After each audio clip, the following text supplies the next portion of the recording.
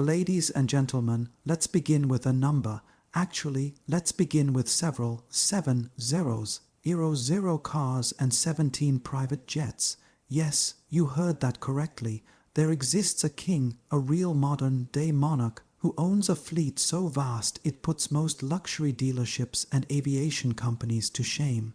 His garage holds everything from Bugattis to Bentleys, from Ferraris to Rolls Royces, many of them one of a kind, some never even driven. His private jet collection. Not just functional aircraft, but customized luxury airliners fit for royalty, complete with gold, plated interiors and onboard spas. This isn't a fictional villain's lair. This is reality. At first glance, it's astonishing.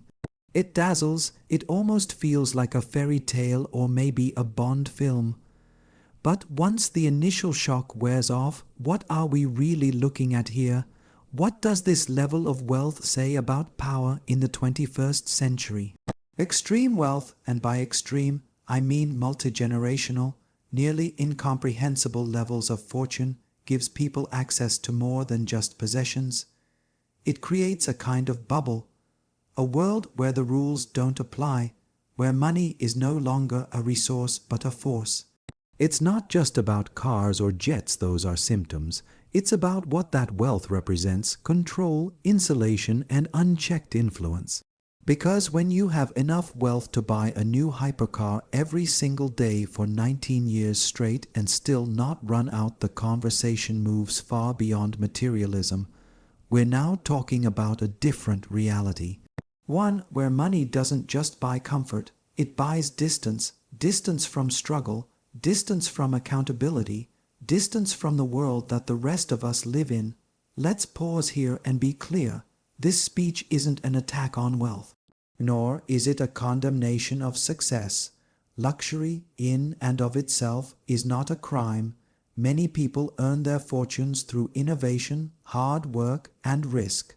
Many royal families carry cultural and historic significance that goes beyond their net worth.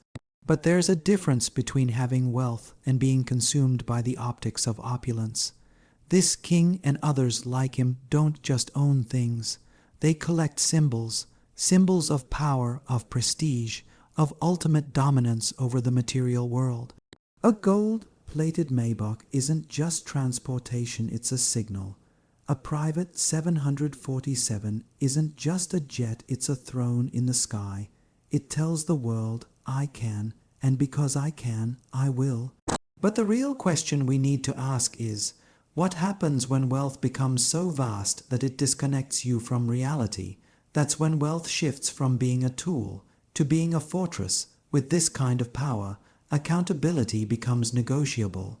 Decisions can be made in isolation. Feedback loops close.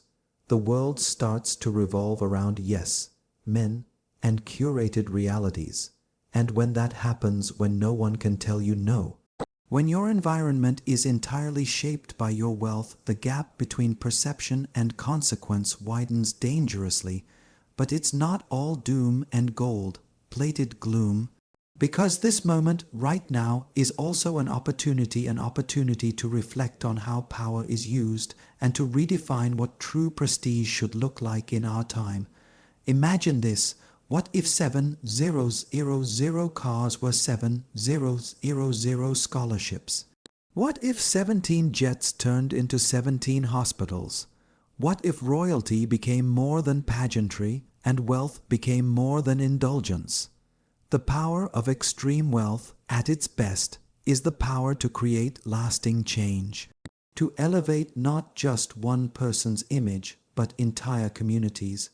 That's a kind of power that doesn't rust or require polishing. That's a legacy, and it's not just about royalty. The reason we start with this king is because he represents the extreme. But the truth is, this isn't just about one man. This is about a mindset, a global fascination with wealth for wealth's sake, a culture that often rewards appearances over impact, luxury over legacy.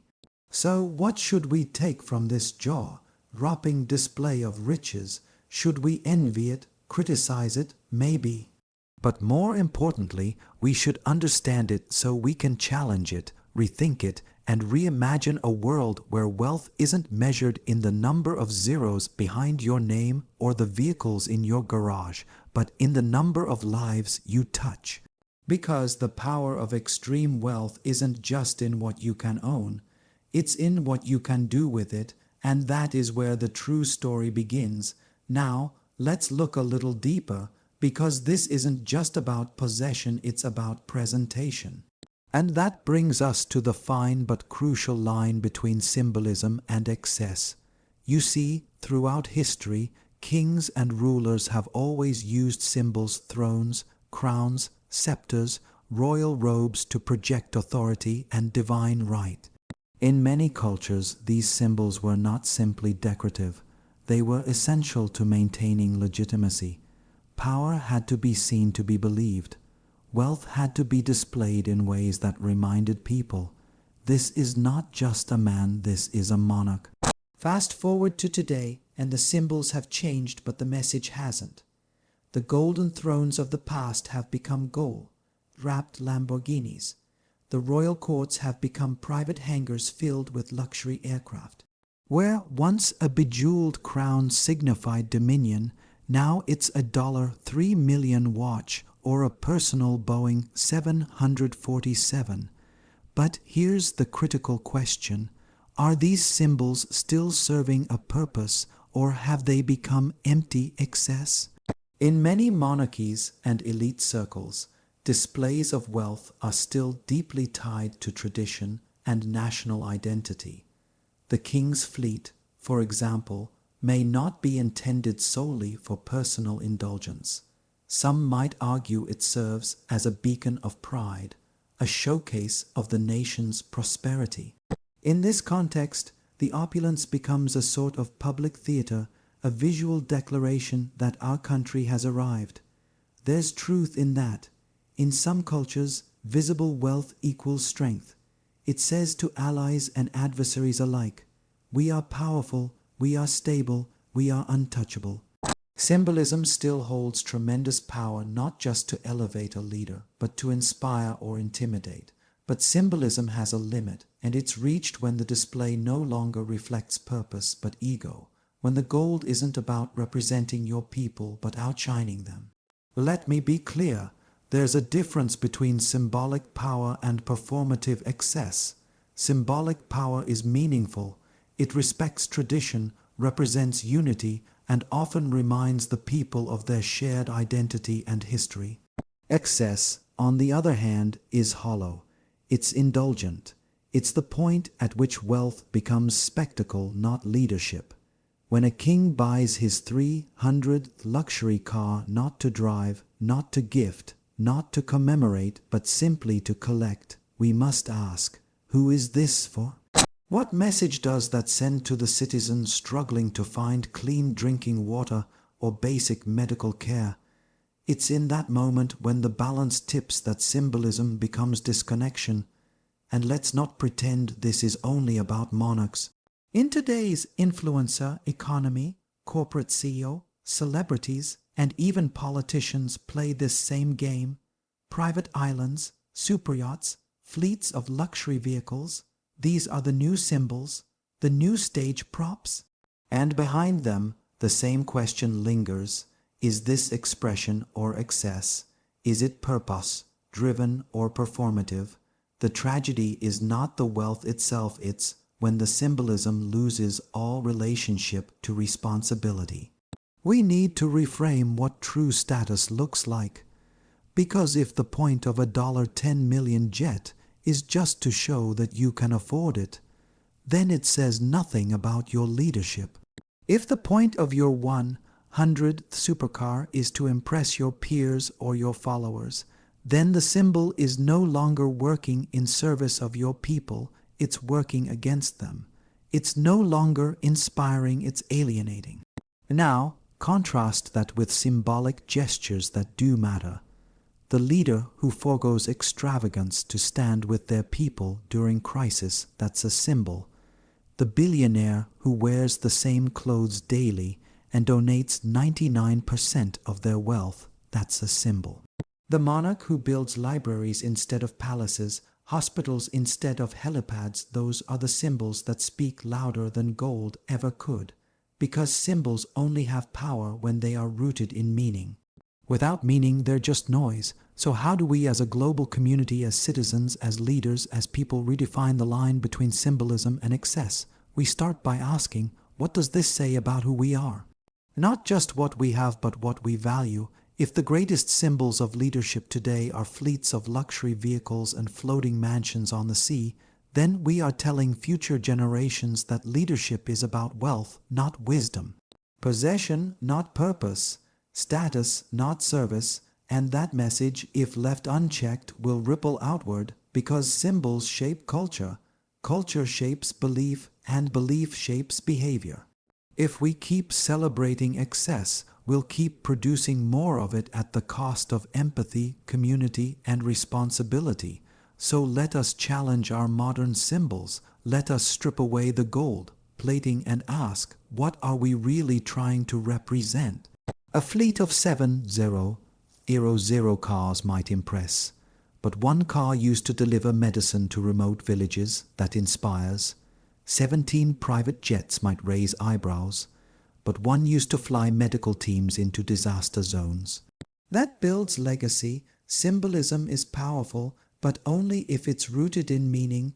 We've talked about the power of extreme wealth. We've unpacked the difference between meaningful symbolism and empty excess.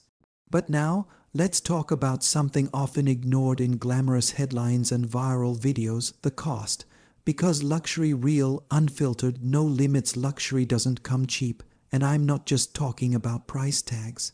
Yes, a Bugatti can cost $3 million. A Boeing 747 can run over $400 million. But the more important question is, what is the true cost of luxury to the environment, to society, and to our collective priorities?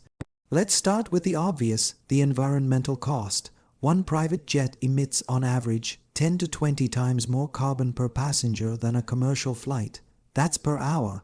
Multiply that by 17 private jets flying multiple times per month, and you begin to understand the environmental footprint. Now, add 700 cars, most of them high-performance, fuel-hungry machines that are rarely, if ever, driven. Even sitting idle in air-conditioned showrooms, they consume energy, they take up resources. And perhaps more significantly, they promote a culture where consumption is limitless and waste is invisible. It's ironic, isn't it? At a time when the world is urgently calling for climate action, when wildfires, floods, and heat waves are displacing millions, we're still applauding leaders for amassing collections that actively contribute to the crisis. And yet, these environmental consequences are often dismissed, overshadowed by glitz and gold. But let's go deeper, because beyond the emissions and extravagance lies a moral cost, a question of ethics. When one man owns enough luxury vehicles to fill a city, while thousands in his country lack access to clean water, is that just personal choice, or is it something darker? What are we saying when a single runway is lined with jets, while hospitals in that same region lack electricity? What's the cost of watching a monarch unveil a gold-plated Rolls-Royce on national television while underpaid nurses strike outside the gates? Luxury in this context becomes more than just indulgence. It becomes a mirror reflecting our global inequalities. A $5 million car sitting idle in a palace garage could fund 50 rural schools. A single jet could be liquidated to build entire hospitals or solar farms. The opportunity cost isn't theoretical, it's quantifiable. It's real people, real futures, real lives, and yet we continue to treat luxury as entertainment, as harmless aspiration. This isn't about saying no one should own nice things. It's about scale, it's about context. There's a difference between enjoying success and turning your success into a shrine while the world outside the temple burns. there's also a psychological cost, one that affects not just the ultra-wealthy, but all of us. Because in celebrating the accumulation of luxury, we distort our sense of value. Young people grow up believing that success is measured not in impact, but in inventory, that happiness is tied to what you own, not what you contribute. Social media floods us with curated glimpses of extreme affluence, the jet, the yacht, the car, and subtly teaches us that we are failing if we don't have the same. And here's the worst part, even the people who do have it all often find themselves chasing more. Because luxury, by its very nature, creates diminishing returns. The first Rolls Royce is thrilling, the 200th, just another key in a drawer. That's the paradox of excess. The more you have, the less it means. And yet the cycle continues: more buying, more displaying, more defending a lifestyle that requires constant escalation. It's not wealth, it's a burden disguised as prestige. So again, we ask, what is the true cost of luxury? Not just in dollars, but in damage. Not just in emissions, but in empathy. Not just in carbon, but in culture. Imagine a different kind of luxury, one not rooted in material excess, but in meaning. The luxury of providing thousands of children access to education. The luxury of building infrastructure that changes lives. The luxury of knowing your resources left the world better than you found it. That's not poverty thinking, that's legacy thinking, because the world doesn't remember how many cars a king had. It remembers whether his reign made life better for his people. History doesn't celebrate bank balances, it celebrates breakthroughs, movements, kindness, courage, vision. Luxury isn't the enemy, but unchecked, unaccountable luxury becomes a distraction. A diversion from the kind of leadership our world desperately needs. And as citizens, as voters, as followers and future leaders ourselves, we must start asking better questions. Not how much do you have, but what have you done with it? Because, in the end, the real cost of luxury isn't just what it takes to get it, it's what the world loses while you're holding on to it. We've examined the power of extreme wealth, we've separated symbolism from indulgence, and we've looked closely at the true cost of luxury, not just in money, but in opportunity, in ethics, and in impact. Now, we come to a reality we can no longer ignore. The deepening divide between those who have more than they could ever need and those who struggle to survive. Because when a king owns 700 cars and 17 private jets, the number itself doesn't just evoke awe, it reveals something far more sobering. It exposes the staggering imbalance in our world today. Consider this: half of the world's population lives on less than $6.85 per day. That's not a statistic. That's half of humanity waking up each morning facing choices we wouldn't wish on anyone: food or medicine, rent or education, clean water or none at all. And in that same world, someone is commissioning a jet with gold leaf ceilings. Someone is buying a car so rare, so customized, it will never be driven, only admired by a select few behind security gates. We are not living in a time of scarcity, we are living in a time of misallocation. The problem isn't that there's not enough to go around, it's that too much is going to too few, and too little is reaching too many. But perhaps what's even more striking than the inequality itself is how we react to it, because in this era of social media and instant access, we're not just aware of this imbalance, we're constantly watching it. We scroll past influencers vacationing on mega yachts. We double tap on billionaires' birthday parties that cost more than a rural village's annual budget. We retweet jaw-dropping photos of a monarch's luxury fleet, and then swipe right into news about famine, floods, or civil unrest. The contrast isn't hidden anymore, it's side by side.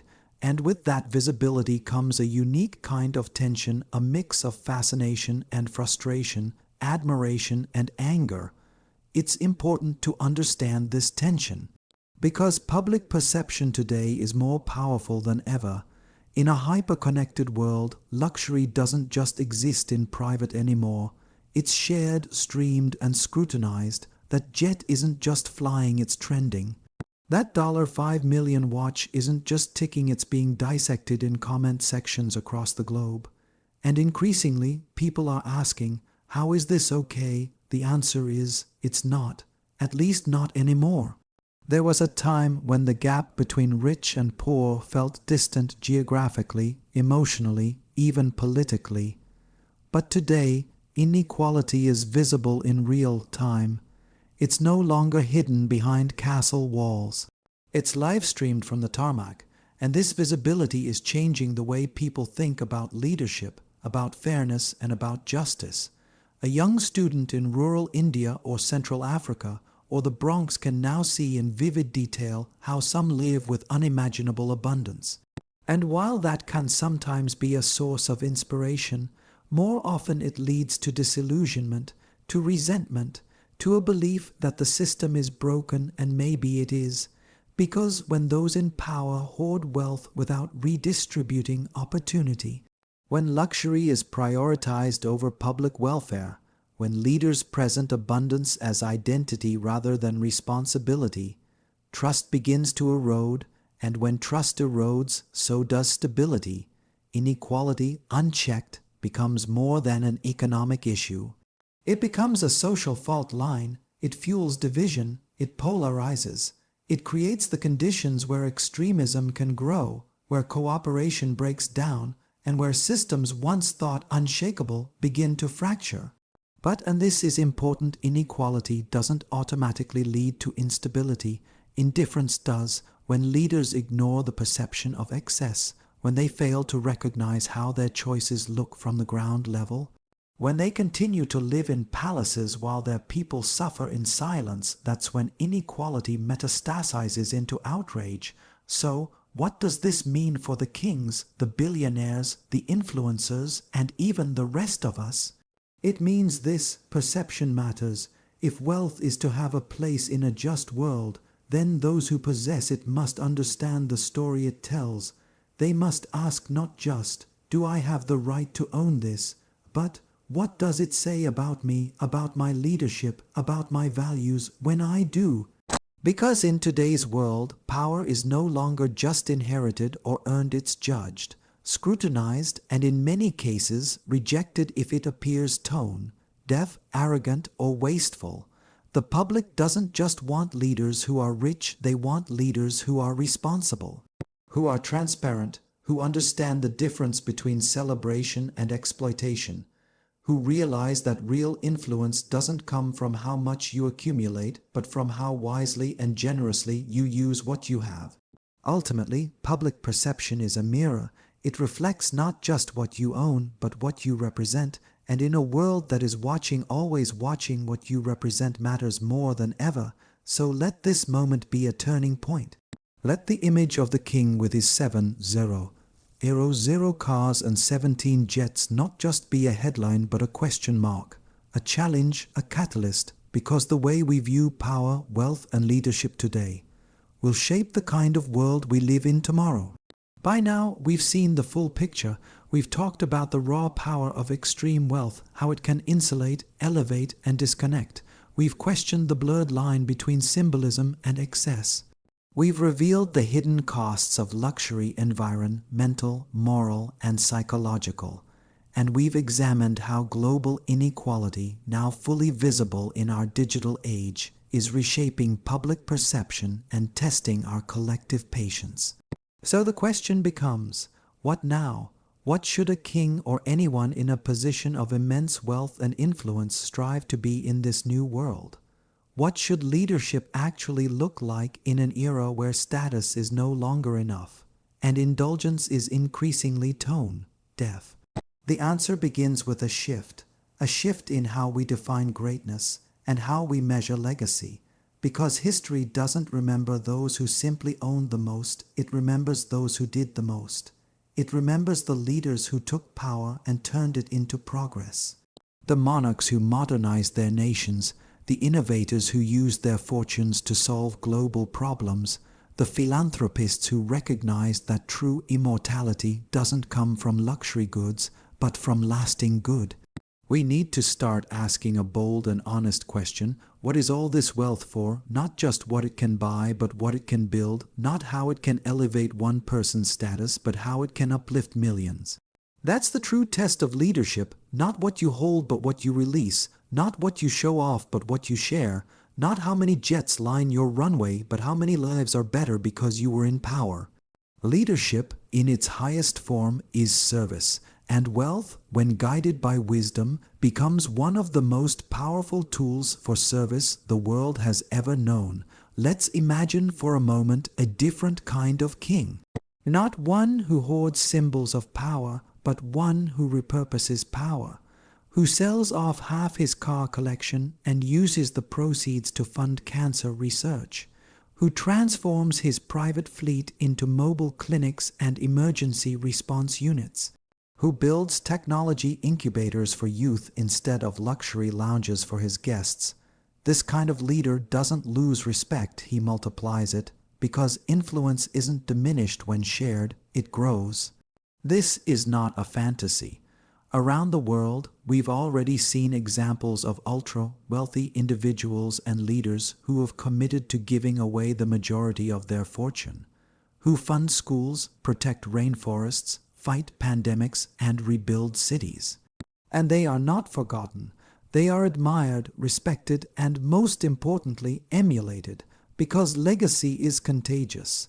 When a powerful person shifts from accumulation to contribution, it challenges others to do the same. It sets a new standard.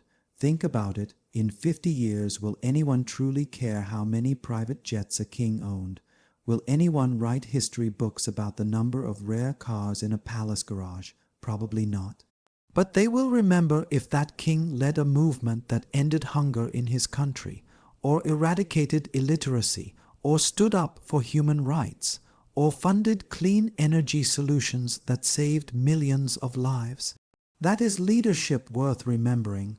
And let's be clear, this isn't just about kings and billionaires. It's about us, all of us, because the message here extends beyond palaces and jet hangars.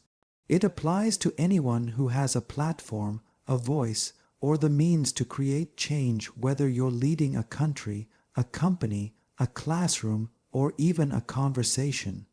Each of us is building a legacy, whether we realize it or not. The question is, what do we want to leave behind? Will we be remembered for what we owned or for what we gave, for what we showed off or for who we showed up for? Will we reinforce a culture of envy and excess, or help usher in a new era of intentional, ethical, purpose-driven influence? The truth is, the world doesn't need more kings with gold-plated jets. It needs leaders who understand that their power, whether financial, political, or cultural, is only as meaningful as the lives it touches. So let this be a call not just to reimagine wealth, but to redefine greatness. Let us move from displays of dominance to demonstrations of dignity, from stockpiling luxury to strategic generosity, from legacy as ego to legacy as impact. Because the cars will rust, the jets will be decommissioned, the palaces will fade, but the lives you change they won't forget. Leadership is not about what you keep, it's about what you give away. And if that king or any of us truly wants to be immortalized, not as a figure of excess, but as a symbol of purpose, then it starts with one decision: to choose impact over image. That is the leadership the world is waiting for. That is the legacy worth leaving behind.